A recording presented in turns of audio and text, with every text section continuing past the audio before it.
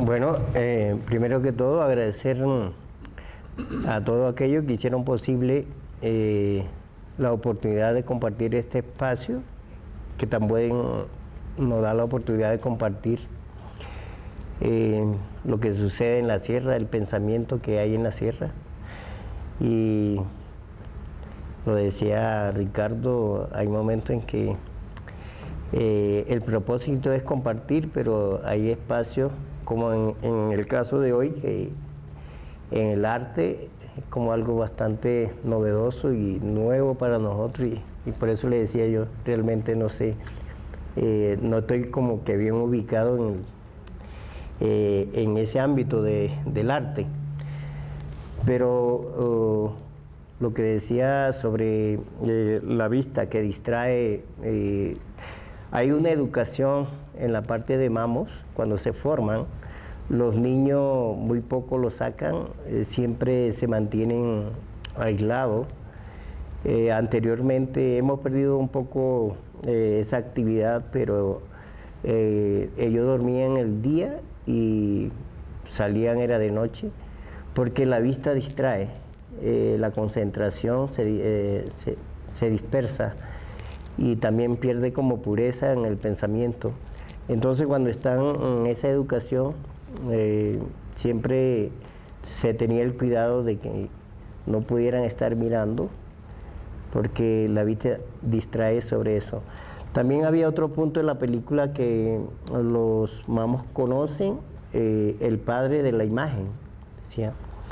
Entonces, para nosotros los pueblos indígenas de la sierra, el inicio del nacer de la vida, del mundo, se dio en la Sierra Nevada de Santa Marta, primero en pensamiento, en espíritu, antes de haber la luz. En el paso de la luz, de la oscuridad a la luz, es cuando se materializa. Entonces, el creador no es solamente uno, sino que es padre y creador de todo lo que existe. Entonces, el padre de la imagen también está en la Sierra Nevada de Santa Marta. Es por eso que los mamos dicen, nosotros conocemos dónde está el padre de la imagen, y a ella hacemos los pagamentos. Se refiere mucho, pero siempre lo curioso acá es que la fotografía es la entrada de luz y la captura de una imagen a través de la oscuridad y la luz. Entonces, en un conocimiento ancestral, eso es lo que se maneja de la creación del mundo, y también cómo se explica ese del paso de la oscuridad a la luz, es cuando se materializa una imagen. Es por eso que los mamos dicen, nosotros conocemos el padre de la imagen. Bueno, lo otro que quiero compartir con ustedes es por qué nosotros tomamos herramientas que no pertenecen a la cultura. Porque de esta manera tratamos de compartir con ustedes, a través de una imagen, las preocupaciones que se tienen en el territorio y su contenido.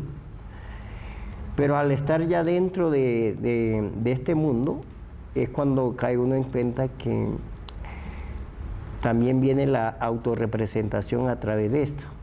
Muchísimos amigos de la sierra, amigos de algunos mamos, han hecho trabajos de investigación que están representados en libros, fotografías, documentales, pero por la misma ley que ustedes manejan, hay una oficina de derecho de autor donde terminan siendo registradas de propiedad de quien hizo eso, y nos damos cuenta que de alguna manera se puede decir, se saquea la imagen, el sonido, el conocimiento, la música, que es de propiedad colectiva de los pueblos.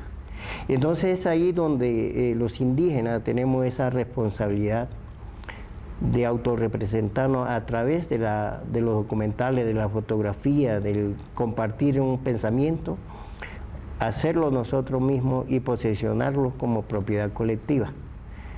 Y bueno, no quisiera como extenderme, más bien me gustaría que pudiéramos establecer un diálogo de preguntas y eso, de la película o otra inquietud, y hasta acá nomás diría yo.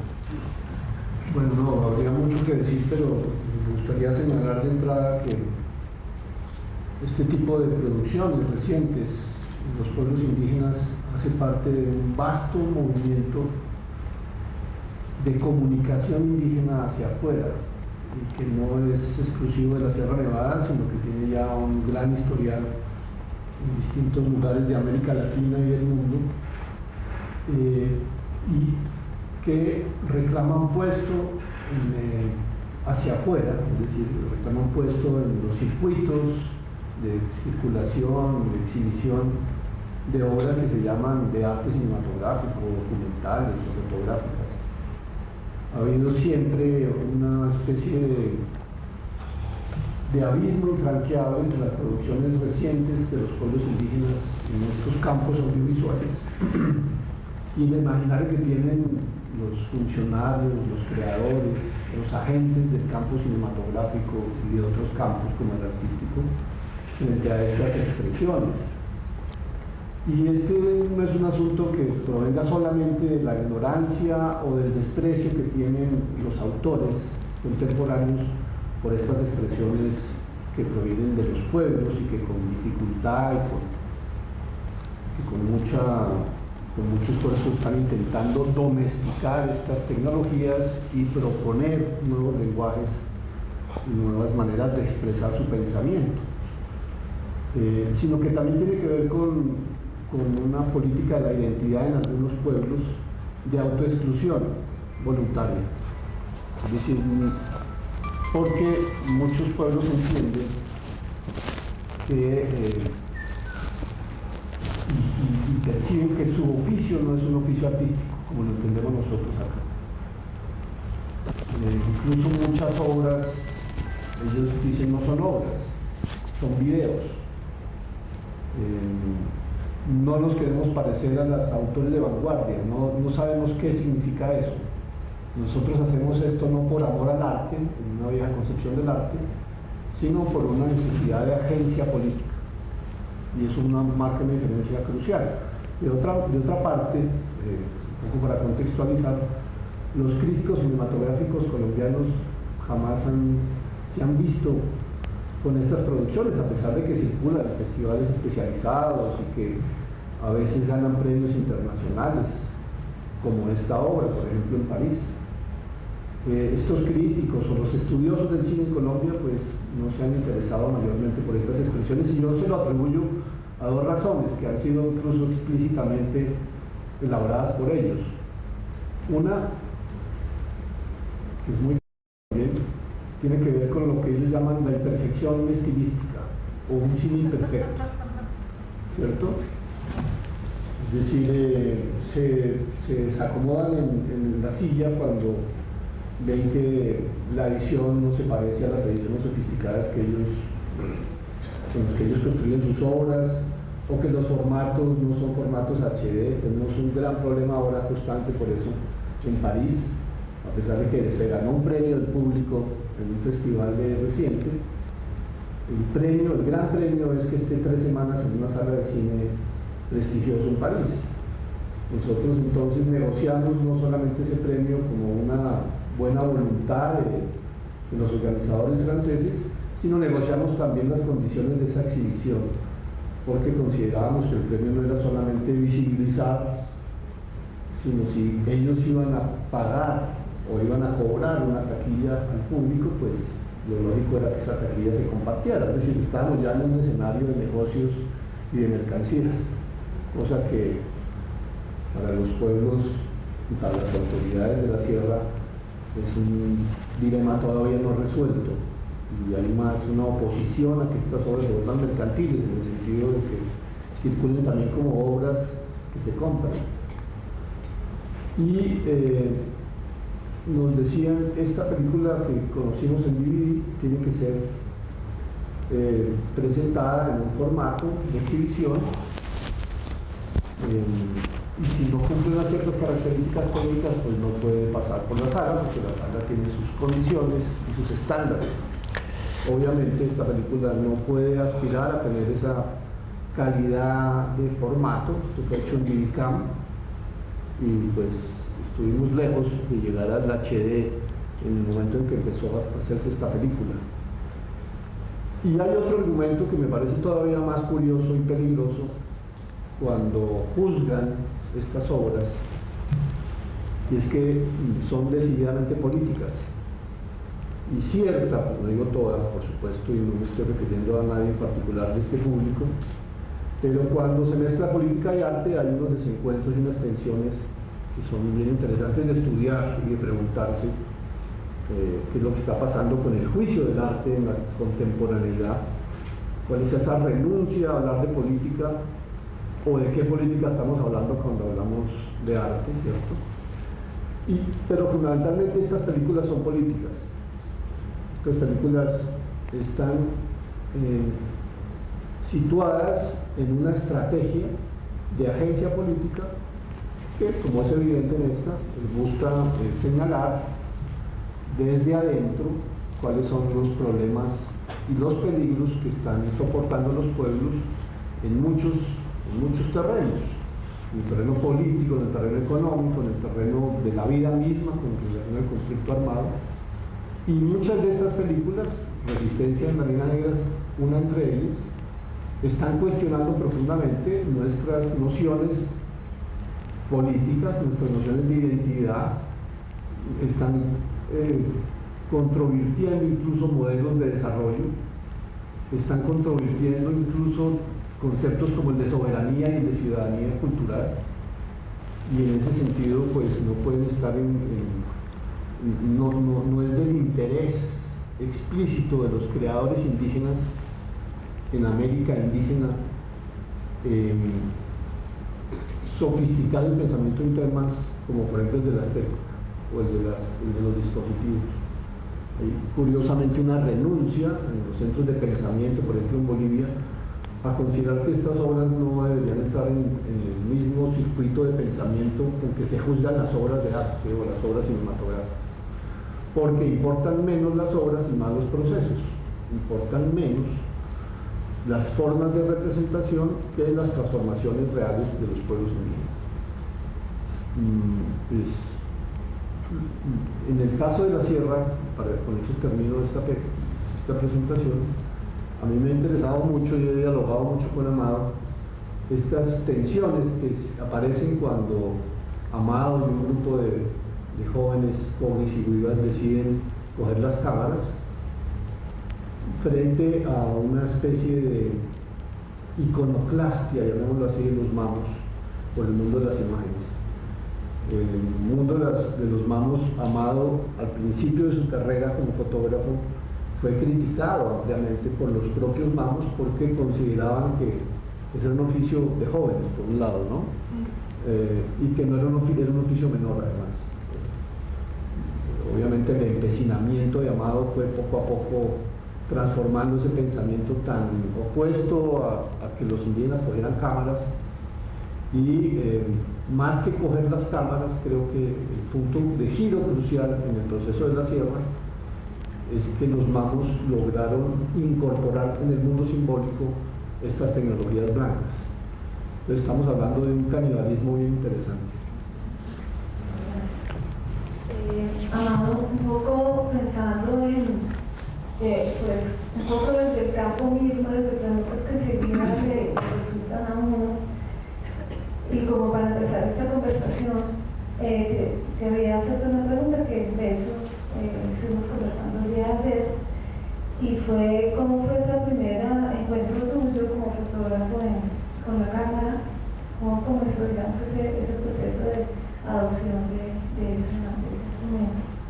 Y un poco recordar el documental que acabamos de ver, de hecho, varias de las fotos fijas además que aparecen del 2008, si no estoy mal, pues también son piezas tuyas.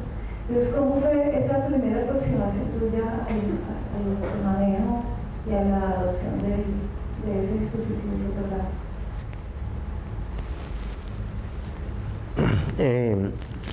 Bueno, como decía, la domesticación de la cámara obedece más a una construcción de estrategia de protección. Soy fotógrafo por la violencia que vive Colombia. Entonces, en el 2002, soy declarado objetivo militar por un grupo de la guerrilla, los helenos, y es así como salgo ya con la idea. Ahí dice al comienzo de la película que salgo a visibilizar lo que está pasando en la sierra. Y en el 2002 comencé con esa idea. Pensar de que era fácil, al mirar un fotógrafo con un solo dedo capturar las imágenes, pues pensé que en 6 meses, 2 meses, haría la película y me regresaba para la sierra. Pero me di cuenta que no es así. Y en el camino fui conociendo muchas personas que le interesó el proyecto, como Stephen Ferry, el reportero de National Geographic, que acaba de publicar un libro, Violentología, acá en Colombia. El 2006 conozco a Pablo Mora y fuimos haciendo esa alianza. Bueno, poco a poco en ese caminar fui dándome cuenta de muchísimas cosas y aún seguimos en esa labor. Pero no es un encuentro de sentimiento que me incline de que yo quiero ser fotógrafo, que quiero ser documentalista. No, más bien producto de una violencia y también de cómo se construye una estrategia. La otra pregunta era... Cuando te declaran un objetivo militar, bajas de la sierra, y un poco lo que cuentas al inicio del documental, ¿piensas que te interesaría hacer es contar lo que está pasando en la sierra y hacerlo ver? ¿Podrías contarnos también un poquito acerca de eso? Quizás acerca también del encuentro con Pablo y cómo se va como conformando ese guión de la película y la idea de esas diferentes voces desde los 3 directores que van a dejar ver su punto de vista acerca de lo que está sucediendo. Bueno, cuando llego a Santa Marta con mi familia, comienzo a exponer la idea en la organización con la Bindúa Tayrona, y hay una empresa comercializadora de café que me apoya con la primera cámara, una High 8 y algunas grabadoras, y ahí comienzo. Pero más adelante me encuentro con Stephen Ferry, que estaba haciendo un reportaje que salió en una revista de National Geographic,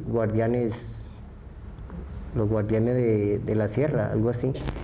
Y él también había durado como más de 1 año tratando de entrar y no había podido, y yo con las ganas también de hacer fotografía nos encontramos y comenzamos a conversar, y que yo le serviría de guía, pero que me ayudara también a conseguir las cámaras y me ayudara a hacer la fotografía.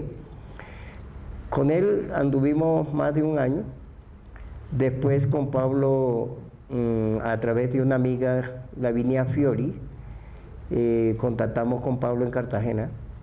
Le cuento el proyecto y al final de la conversación, cuando ya me iba a ir, entonces él me dice, bueno, te voy a tomar una fotografía del recuerdo, del momento, y saca una cámara pequeña digital y me toma la foto.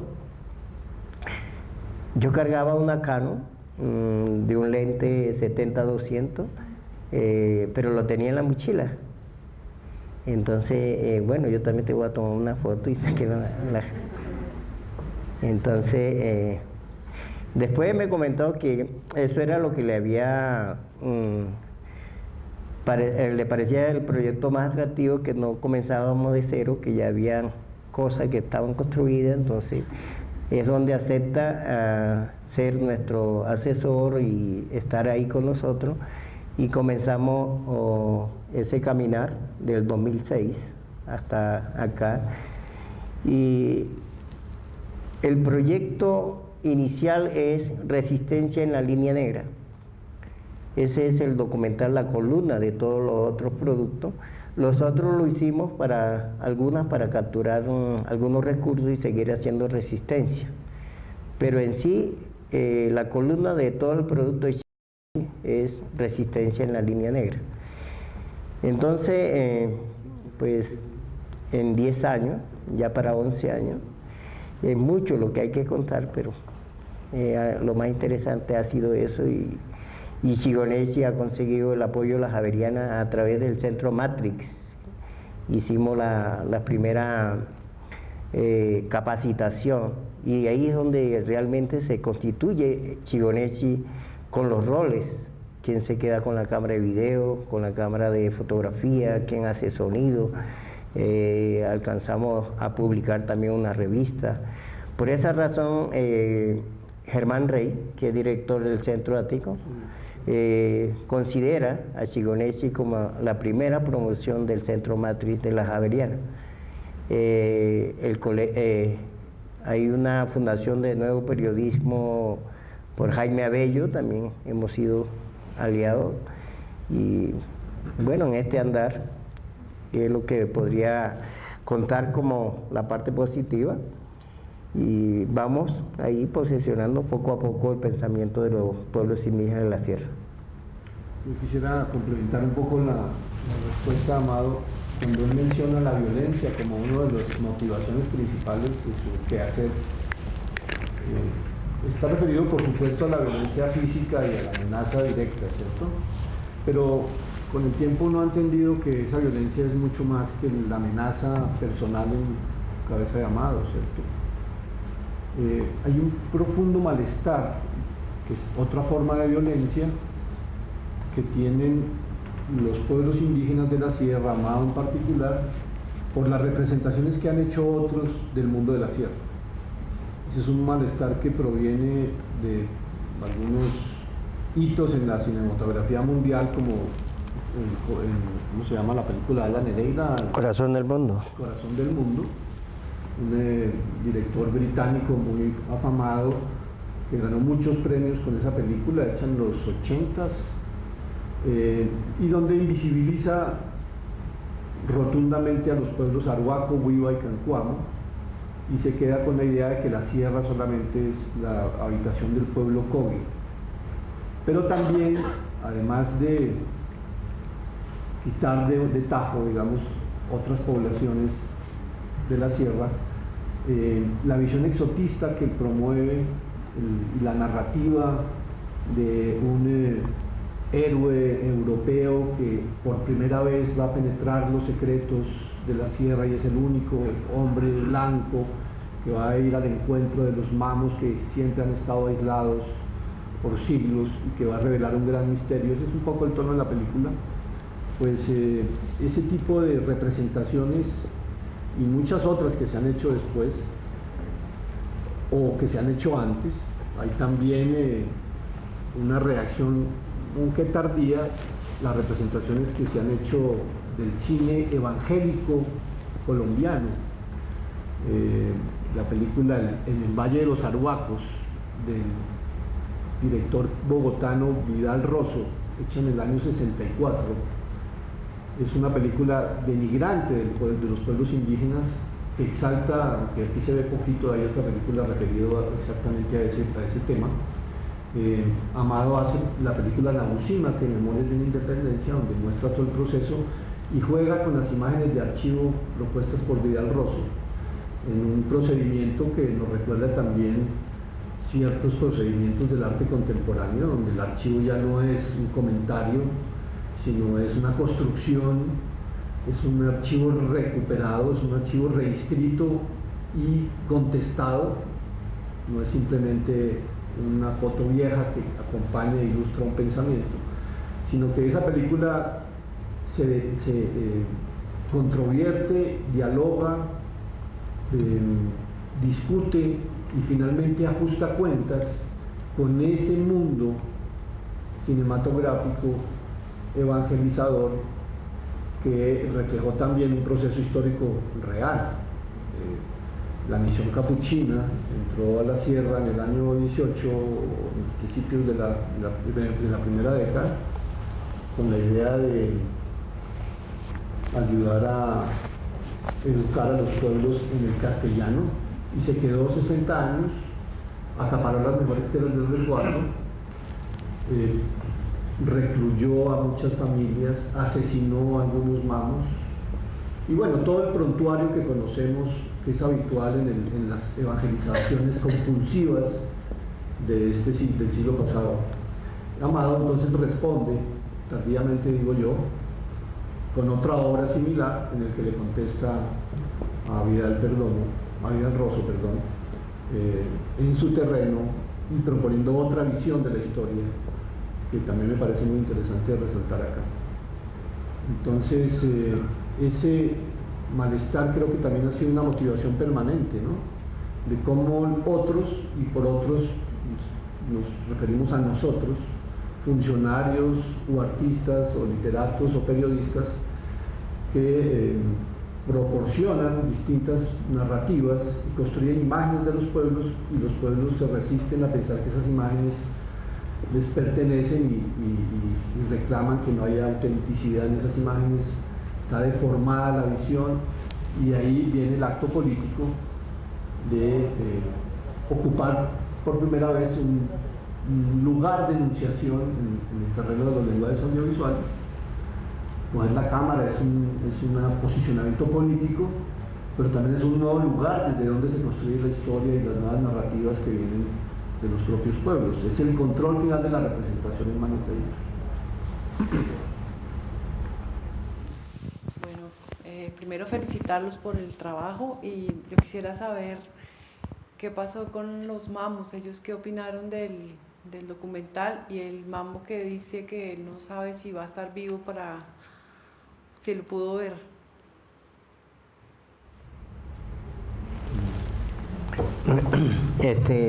En palabras mayores hay unos capítulos muy cortos de 7 minutos, y los mamos que estuvieron ahí dicen, bueno, yo hubiera sabido que era para un mensaje a los hermanitos, ya viendo el sello, ¿no?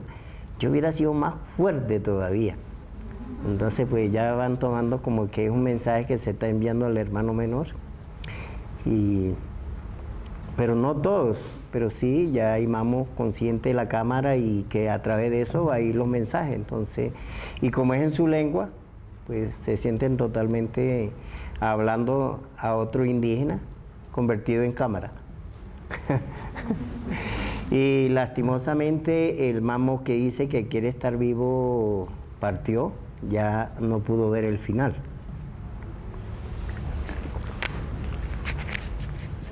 Bueno, yo quisiera hacer una pregunta respecto al resultado que ustedes han conseguido con esa finalidad inicial, que era un poco evangelizarnos a nosotros, diciéndolo en esos términos, y qué cambios han visto en cuanto a la construcción de una sociedad ampliada del pensamiento y a la reflexión acerca de culturas que son presentes como esta. Lo que decía Ricardo, no es una cuestión del museo ni de lo que pasó, sino de lo que estamos viviendo. Como, ¿qué cambios han visto ustedes a raíz de este proyecto a nivel de las personas a las cuales nos ha llegado esta información? Gracias. Bueno, cambio, yo siempre digo que Pablo Mora duró también 5 años, 6 años esperando el final de la película, ¿no? Y muchísimas veces le decía, bueno, yo no aguanto más, yo voy a terminar, porque él hace una que se llama Seyarimaku, la otra oscuridad.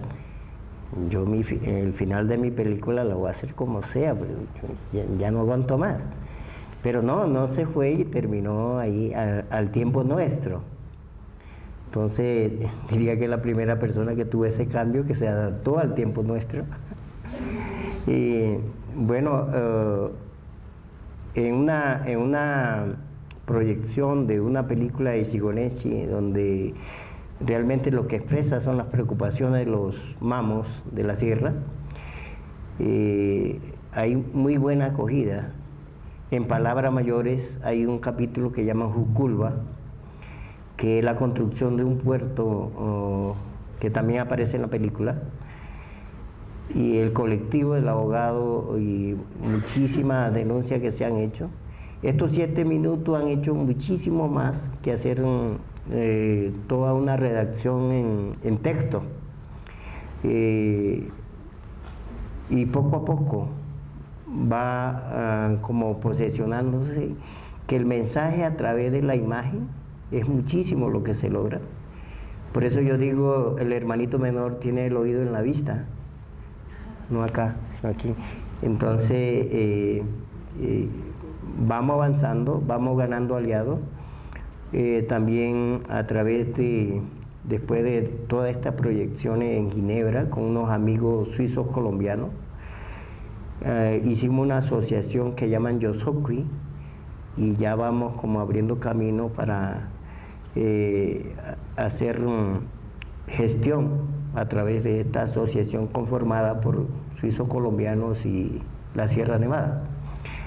Yo creo que mucho y entre más días, a consecuencia de la reacción de la misma madre naturaleza, que la gente se interesa muchísimo en estos temas, y con la ayuda de todos ustedes, yo creo que sí, vamos avanzando bien.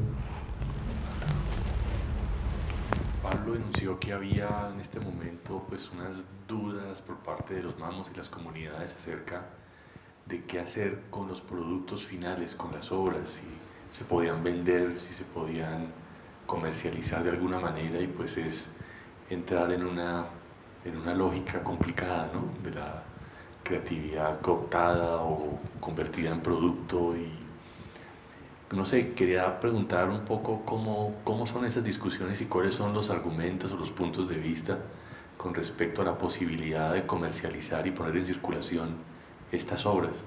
Bueno, yo lo hablo en términos generales. Yo creo que Amado tiene más que decir al respecto, pero el mundo indígena no es un mundo cerrado hoy, y es un mundo compacto. El mundo de la sierra está lleno de matices y de tensiones, como cualquier mundo. Y evidentemente hay distintas posturas. Uno podría decir que la postura más tradicional es también una política de la identidad que combate la modernidad, llamémoslo así en general. Entonces, no es que estos indígenas sean atrasados y premodernos, sino que son antimodernos, en un sentido llano. ¿Qué quiere decir eso en lo concreto? Primero, cerrar las puertas al mundo exterior, por ejemplo, no intercomunicarse eléctricamente, por ejemplo, no usar los pueblos que han conquistado con mucho esfuerzo histórico en la frontera, cuando los fueron subiendo.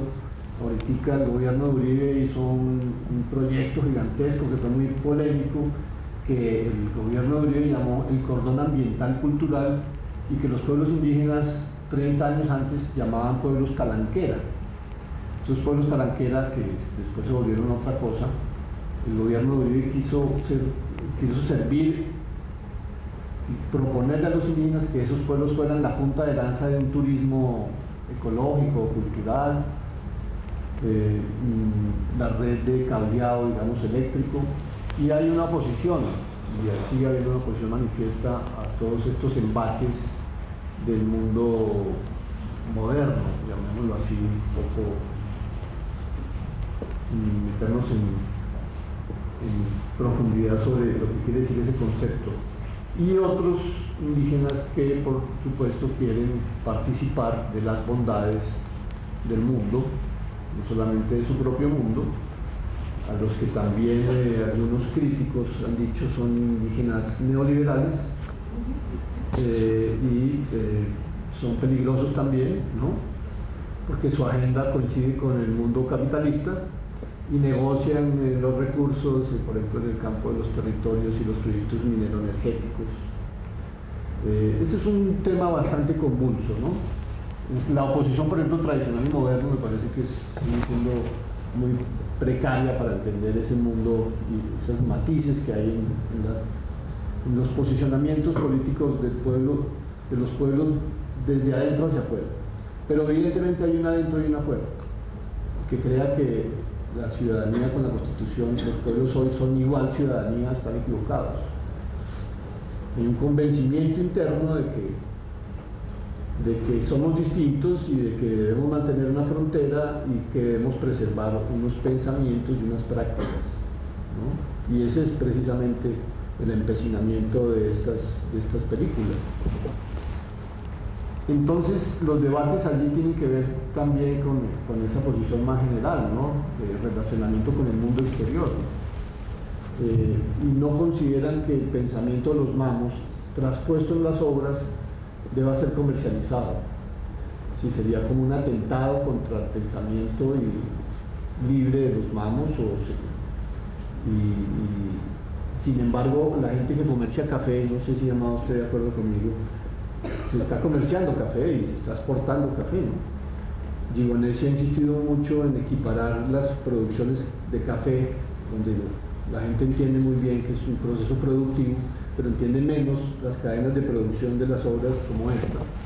Y se argumenta que, así como el café se vende, ¿por qué no vender las obras que va a permitir la sostenibilidad de Gigonesi? Porque lo que sí es evidente es que Gigonesi soporta duros embates para mantenerse en el tiempo. Las organizaciones indígenas han tomado conciencia solo muy recientemente de que la comunicación es un área estratégica como salud, tierras, educación, gobierno propio, etc. Y Gigonesi tiene que ir de la mano de la cooperación internacional, también sobre eso hay muchos debates, qué cooperación internacional recibir y cuál no.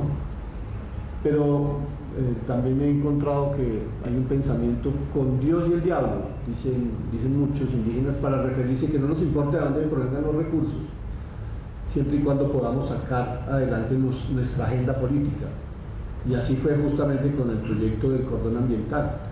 La gran controversia es: los indígenas se aliaron a Uribe hace unos años, y los mamos decían: déjenlos que hablen, porque después nadie se va a acordar de Uribe y los pueblos van a estar acá, ¿no?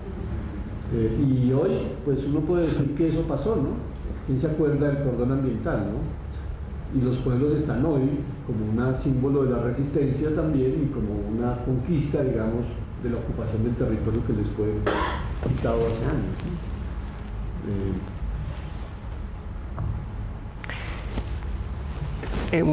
Hay, por ejemplo, el producto La Mochila Arhuaca y el café que mencionaba Pablo, que poco a poco viene siendo como fuente de ingresos. Ya hacemos parte de esa sociedad de consumo.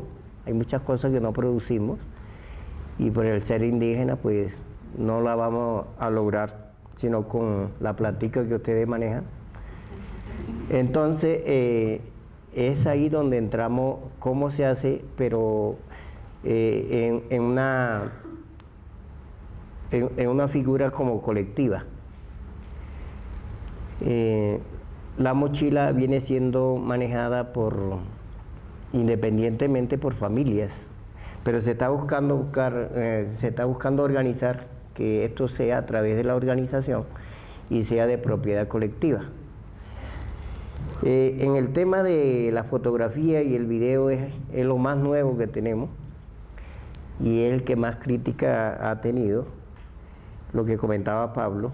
Es como una travesura de jóvenes, ¿no? De andar con una cámara. Entonces ahí, a la edad de uno, ya es para que esté uno sentado con los mayores dando consejos y andando con cámara, pues retroceder. Pero ahí es el cuidado de cómo se llega a un producto final serio.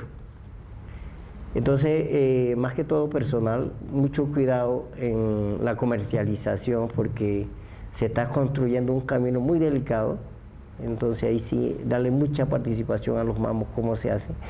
Pero sí tiene que entrar a ser parte como el café, la mochila, pero con ese carácter colectivo.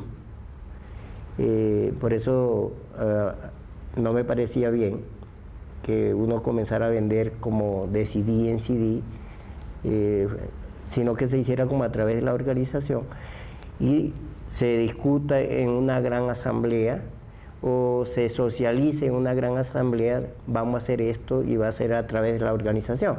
No es que no podamos, sino que sea como la apropiación de todas las autoridades y todo el mundo sepa. Al principio, cuando Ricardo nos hablaba de que nosotros, o sea, qué relación tenía esto, digamos, con el arte, decía que no sabemos como cuál es nuestro nombre, cuál es nuestro apellido, y en el documental vemos que hay como una defensa hacia la madre y hacia el padre, que no es un caso ajeno de nosotros. La pregunta va hacia nosotros como hermanos menores, y el hecho de que los mamos hayan dicho como que quisieran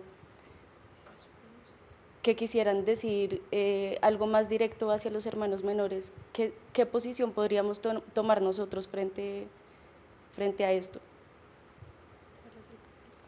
O sea, ¿cuál es el papel que deberíamos tomar como hermanos menores? ¿Va a dirigir la pregunta a los hermanos menores? ¿A Ricardo? ¿A Pablo? ¿A todos?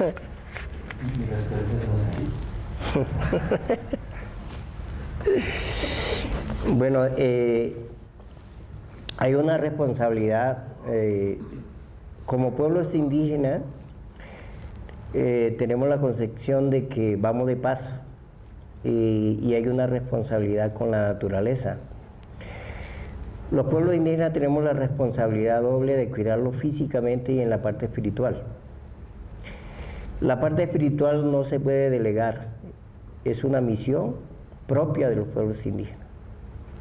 Pero la parte física sí debemos de compartirla. Entonces, el reconocer a la naturaleza como un ser viviente y que debemos de cuidarla, yo creo que esa responsabilidad sí podemos compartirla, y la posición del hermanito menor sería con mucho respeto y reconocer que la naturaleza es un ser viviente. Si entendí bien la pregunta. Sí, o sea, más bien, ¿de qué manera han servido todos los procesos de filmación y de difusión para cambiar, por ejemplo, las políticas frente a estas corporaciones que están presentes en esos lugares? O si eso ha pasado o no. Bueno, hay que entender que la transformación no opera por la cámara, sino en otros espacios de decisión, ¿no? Y hay que entender también que estas obras pues circulan en medio de una estrategia mucho más compleja, que no es solamente la proyección, ¿no? Es decir, las defensas del territorio se están decidiendo, confrontando en espacios legales, que no tienen nada que ver con las proyecciones cinematográficas. Las proyecciones cinematográficas ayudan a crear un clima, digamos, de opinión, o a proporcionar información mucho más profunda sobre el pensamiento propio de los pueblos indígenas de la Sierra Nevada de Santa Marta. Entonces sería muy difícil medir el efecto directo, digamos, de una obra, y creo que no es el caso pensar que las obras por sí mismas tengan unos efectos directos distintos a la persuasión o tengan efectos en las posiciones políticas o morales o éticas del público. Mucho público que ve estas películas sale indignado de por qué se ha llegado a esta situación, ¿no? Hay públicos que lloran en algunos episodios de las películas. Pero las grandes decisiones no están ahí en relación con los usos y con los pactos que establecen esas películas con el público. Las transformaciones operan en otros contextos de batallas políticas y jurídicas. Hoy mismo la Cámara ha servido para atestiguar los procesos de consulta previa de 4 o 5 proyectos que están en curso en la sierra y que son una amenaza, ¿cierto?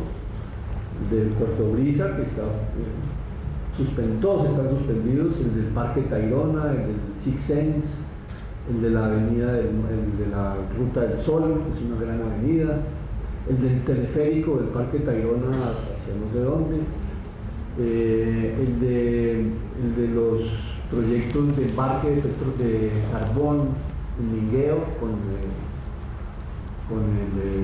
la megapresa brasilera de Ike Batista, se llama CCX. En fin, La Cámara ha estado ahí acompañando, Amado se ha preocupado por estar en las discusiones. Quizás de esto no surja una obra, yo le he dicho por qué no hace una obra de todo lo que ha firmado en estas disputas donde están los mamos, están las autoridades, están los funcionarios, están los empresarios. Y Amado me dice con mucha contundencia, es que los procesos no se han acabado, entonces la película no tiene un fin, ¿no? Quedaría suspendida en el tiempo, sí, en un clímax dramático. Entonces Amado se está volviendo con las convenciones, ¿no?, de Occidente y de Aristóteles, ¿no? Pero tiene sentido, es decir, bueno, si uno quisiera hacer una película donde no haya fin, pues los documentales de Herzog, no sé si se acuerdan de alguna película sobre la explosión de un volcán, que va con una cámara a filmar la explosión del volcán, porque está en actividad el volcán, ¿no? Y la película es un eterno tiempo muerto porque nunca explota, y de eso se trata la película, o sea, no hay clima, ¿cierto? Pero aquí sí es importante porque no estamos hablando del volcán, del tema narrativo, pues cómo se construye narrativa y dramáticamente una obra, sino de un asunto mucho más crucial, que es cómo se resuelve una demanda frente a un proyecto de desarrollo macroeconómico que está atentando contra los territorios, el pensamiento, la integridad cultural de los pueblos. Primero agradecerles la oportunidad que nos han dado por haber visto de primera mano este documental, que en mi parecer está lleno de sabiduría.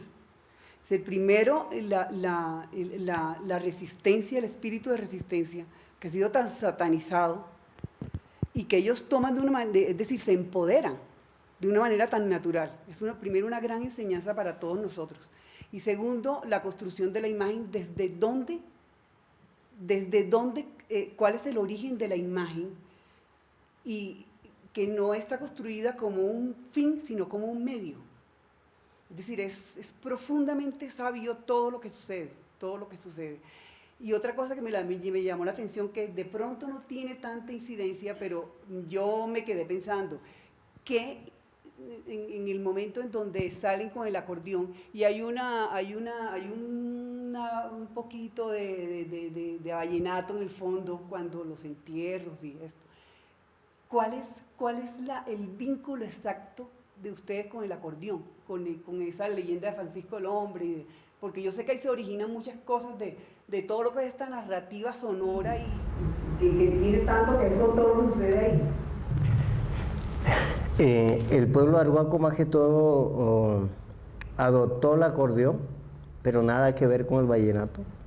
De pronto el vallenato haya tomado alguna melodía de lo que tocan en el acordeón, pero ¿qué hicieron unos arhuacos? La música tradicionales que se tocaban en carrizo, lo que se conoce como la gaita, pero músicas tradicionales que no son folclóricas, son ceremoniales, pero algunos arhuacos empezaron a tocarle en el acordeón con algunos cambios, fue lo que se escuchaba en la película, pero son muy rechazados por los mamos, porque tenemos un documental o una obra que llaman Yosokui, donde se habla del concepto de la música. Entonces la música corresponde a distintas ceremonias, ceremonia del bautizo, el desarrollo, el matrimonio, el nacer de un niño, de la lluvia, agradecimiento a la naturaleza por el alimento. No hay algo folclórico porque eso también distrae y no es bueno para lo físico. Pero algunos arhuacos, en la época de la venida de la misión capuchina, se fue dando con mucha fuerza porque nos impusieron las fiestas como el 25 de diciembre, 31 de diciembre, el 20 de enero, 24 de junio, que eran días de santo, los cumpleaños, los bautizos que se hacían en la curia. Bueno, pero ya de 1982 que se expulsa a los curas de la sierra, ya comienzan como a bajar un poco las fiestas que no son propias, Pero lo que quiero responderle es que la música dotada al acordeón por el pueblo arhuaco no es bien recibida por los mamos y ha bajado muchísimo y no tiene nada que ver con el vallenato. ¿Qué quería agregar? Se sigue rumbeando con el chicote arhuaco. Las fiestas ya no de mamos, sino las fiestas de las comunidades son con chicote, ¿no? Sí, sí, pero ha bajado muchísimo. Por ejemplo, un 25 de diciembre usted veía por todas las cuencas de la cabecera hasta lo último, los arhuacos bailando en chicote, que ya no se ve así. Pero sí, hay familias que todavía. Pero un detalle con la música que quizás tal vez no sé si recuerden, hay un leitmotiv musical en una película que es una caracola, que es una ocarina. ¿Sí? Es donde está el soplo y el soplo que produce la caja de resonancia de esta ocarina y la voz. Es decir, y esto es una música ceremonial, como dice Amado, ¿no? Y en la construcción del montaje y el uso de las músicas para la película, a mí siempre me conmocionaba oír esa ocarina y me daba una sensación de tristeza y de melancolía, ¿no? Hablábamos con Amado y pongamos esta música cuando la cosa está muy triste, pues, ¿no? Y alguna vez fuimos donde el Mamo Camilo en Cuimaque, en la cuenca del Don Diego, a hablar sobre música, y yo me atreví a preguntarle qué sentimiento le proporcionaba a él esa música que él estaba tocando con la ocarina. Si era una música triste para él. Y me dijo, no tiene nada que ver con los sentimientos. ¿De dónde sacas tú eso? Pero si quieren ponerla, pónganla, porque si va a generar un efecto en el público externo, pónganla. Va a conmoverlos, pero no tiene la función, y ahí hay una cosa muy interesante, pues eso ya es otra discusión etnomusicológica, sobre el valor de las músicas ceremoniales y los sentimientos y las emociones, que parecerían dos esferas muy pegadas en las músicas contemporáneas. Pero no parece no operar allí una inscripción en el cuerpo como la entendemos hoy, y en las emociones, estas músicas que tienen otras funciones, más bien de relacionamiento con las madres y los padres espirituales. Son mensajeras las músicas. Bueno, muchas gracias por la oportunidad de ver este documental. Quería un poco comentar algunas cosas que se me están ocurriendo como escuchando la conversación, un poco pensar en voz alta y regresar un poco a la pregunta original cuando ustedes dijeron que pues, no entendían muy bien qué tenía esto que ver con el arte, ¿no? Porque escuchando se me ocurre que pues la discusión que se está dando y la que se ha dado en los otros días del evento, pues sí tiene mucho que ver, porque siento que esta posibilidad de ver e incluso presenciar en el documental cómo se ven las cosas desde diferentes puntos de vista, incluso la misma pregunta sobre la comercialización, que yo siento que en nuestra sociedad lo damos tanto como un elemento dado que es inevitable, etcétera, ¿no? Y es desde luego un punto fundamental para el arte, ¿no? Como, ¿qué pasa? El arte ahorita también está en un nivel de comercialización y, bueno, por supuesto han habido intentos de salir de eso. Bueno, se comentó en algún momento también en las otras sesiones del Congreso.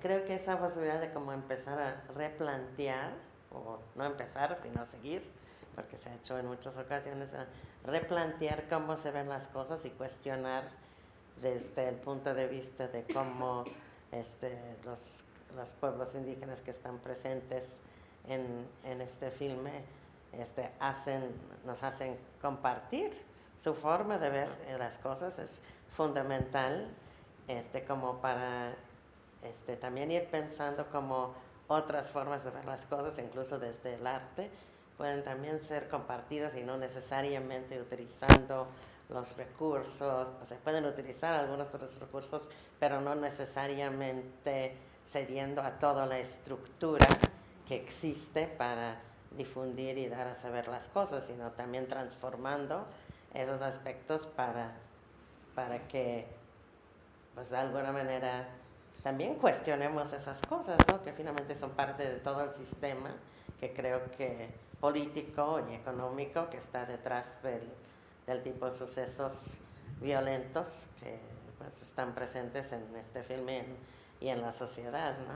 Y siento que sí, para mí me hace reflexionar sobre pues también la cuestión del poder que debería de tener el arte, por lo menos cierto tipo de arte, ¿no? Que también es político, ¿no? Muchas de las cosas que estábamos platicando en los últimos días también tienen que ver con esos deslizamientos entre el arte y la política, ¿no? Entonces, creo que esta cuestión de la percepción que han estado mencionando es fundamental, ¿no? Porque de alguna manera tanto el arte como esta película tienen que ver con la posibilidad de transformar la percepción y el poder que tiene en la sociedad y en la política hacer eso y cómo hacerlo, ¿no? Y creo que no tenemos respuestas claras y siempre tiene que ser estratégica, como dicen, tampoco podemos buscar una fórmula, pero en ese sentido creo que sí hay mucho terreno compartido y mucho que podemos aprender de este trabajo que han hecho.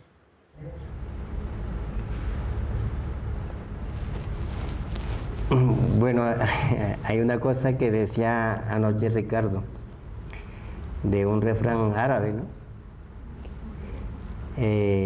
Cuando se señala la luna con el dedo, que era que la palabra, el estúpido o el idiota se queda mirando el dedo en vez de la luna.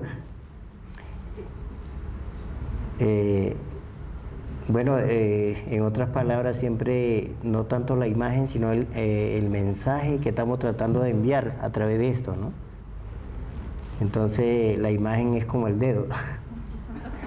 Entonces, también decía un indígena de Bolivia, lo que hacemos los indígenas dicen artesanía, y los que hacen ellos sí dicen arte. Y nosotros no somos artesanos, somos artistas. De pronto ellos ya tengan como más avance en ese tema. El arte, yo creo que en el pueblo arhuaco lo llamamos el consamo. El consamo es tener el conocimiento, tenerlo y tener la capacidad de manejarlo. El poder escuchar, el poder hablar, el poder amar, respetar a la naturaleza, con unos principios. Entonces no sé si ahí podría haber la relación con el arte. Cuando las mujeres hacen las mochilas, ya no hay nada inventado, eso fue dado. Pero de la manera como se hace, uno lo hace un poco más rústico, otro más fino, pero está expresando lo mismo, y tener el conocimiento de las puntadas. Entonces, y conocer la historia, de dónde viene. Ese es el verdadero kunsam, si se puede relacionar con el arte. Pero yo creo que saber tolerar cualquier ofensa, responder con amabilidad, también es un arte, ¿no? Y falta muchísimo para los pueblos indígenas de la sierra comenzar a manejar el tema del arte y llegar a ser artistas, los pueblos indígenas de la sierra. Pero sí queremos seguir avanzando y podamos seguir compartiendo el pensamiento y seguir entre todos construyendo una responsabilidad hacia la naturaleza. Y muchísimas gracias por habernos aguantado con toda la película, creo que más de 2 horas. Muchas gracias.